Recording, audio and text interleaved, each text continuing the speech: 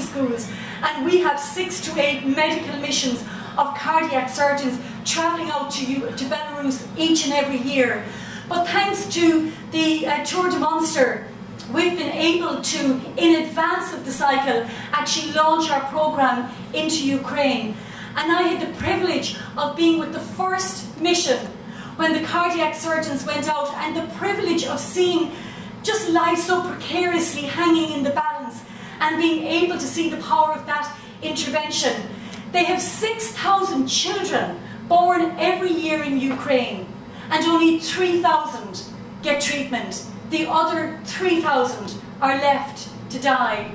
So you find yourself as a doctor there, that you have the power of saying, this child live and let this child home to die, telling parents to accept their oncoming children's death.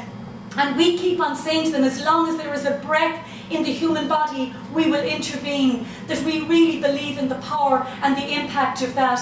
And I had the privilege of standing in the surgery as our surgeons were there, working against the odds. And one particular little boy that is very closely connected with me was told, the family were told to take this boy away because he was going to be inoperable.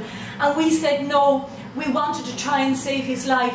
And I remember being in the operating theatre, watching them crack open the rib cage here, and literally in the powerful hands of that surgeon that you saw there, Dr. Novik from the States, take out this tiny little heart. And just the belief that this was the power of life and death, to make a miracle happen or not, was actually in our hands. And the overriding memory for me is of the sound through the monitor on my left-hand side of the human heart, the heartbeat coming and coming and coming stronger. And then to see that little boy survive the operation, and to know that that had happened because of the power of the generosity of people like your good selves. And these operations, as Paul rightly said, cost only 1,000. If we were to be actually paying for the surgery in real terms, it would cost us $250,000.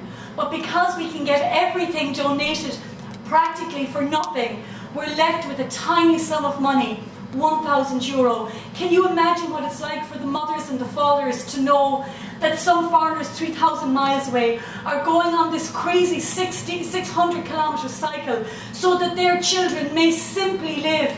And by that kind intervention, you are reaching out to these children and you are sharing that burden. You are breaking the isolation of their parents. You are reaching out and doing something. And I emphasize those 2 words, doing something. Because kind words from this larynx mean nothing unless it translates into that action of the doing something. And in the Irish language we say, is our scoachela, a varan nadina, that we live in the shadow of each other, that we are all part of the same human society, the same community, and that we need one another to survive. And I truly believe, as Paul has so well said, that it is a privilege to lend a helping hand. It is a real gift to our lives, because these children, they put their hopes and they put their hearts in our hands, and one by one we can make a miracle happen. And by your presence here tonight, by your training that's going to go on after tonight between now and the middle of August, just keep that in mind, because you're helping us to make dreams come true.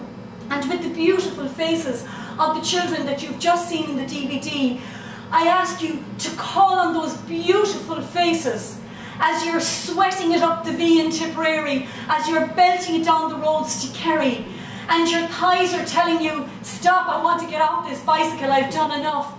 I'm asking you, call on that image and pedal on.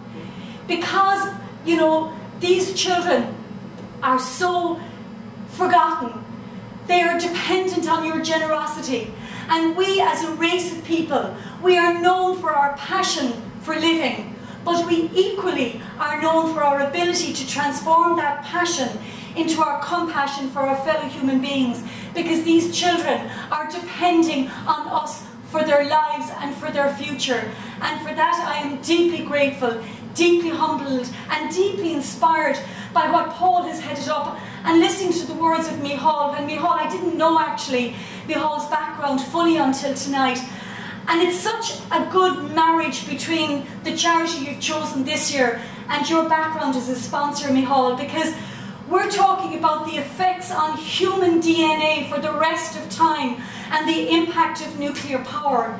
And Micheál is about, it doesn't have to be like that. He's about the future. He's about vision. He's about forward thinking into a different legacy for our children and our children's children. And that gives us all great hope to hope. Gorv Míle Mágaibh. Thank you.